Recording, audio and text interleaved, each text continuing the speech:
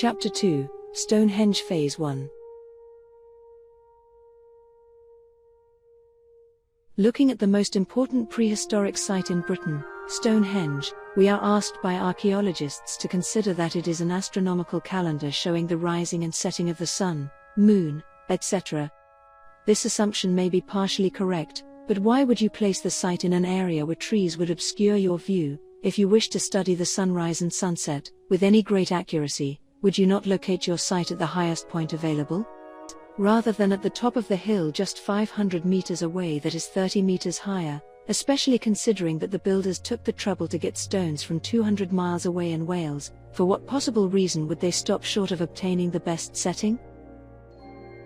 As there is no observational advantage to placing the site in this location, we must therefore conclude that it was access to the area that was of paramount importance. If we look at a standard Ordnance Survey map of Stonehenge, it outlines the landscape and topology of the surrounding area by showing the contours of the hillsides. But it does not give you a clear idea of how Stonehenge sits in the landscape. For that, we need to look at a profile of the area. Amazingly, these profiles of Stonehenge show that it was built on the shoreline of a vast river complex.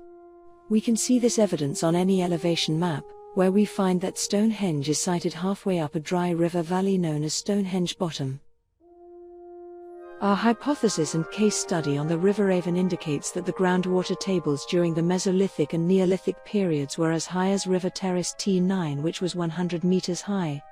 This would mean that the River Avon would have filled the dry river valley with groundwater 30 meters above the existing groundwater table. When this happens, the profile changes dramatically. And so suddenly, the impossible becomes possible, the implausible becomes credible, and myth becomes fact, for these profiles can only indicate one conclusion: Stonehenge was built on the side of a hill surrounded by water.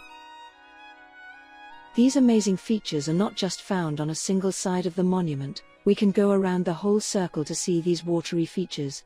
I believe these profiles tell the entire story of Stonehenge.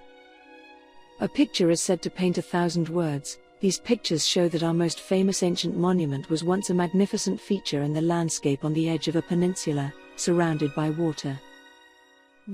You have been watching a small part of the Prehistoric Britain DVD documentary called The Stonehenge Enigma. The full 3-hour DVD is available on Amazon as well as all 3 trilogy books.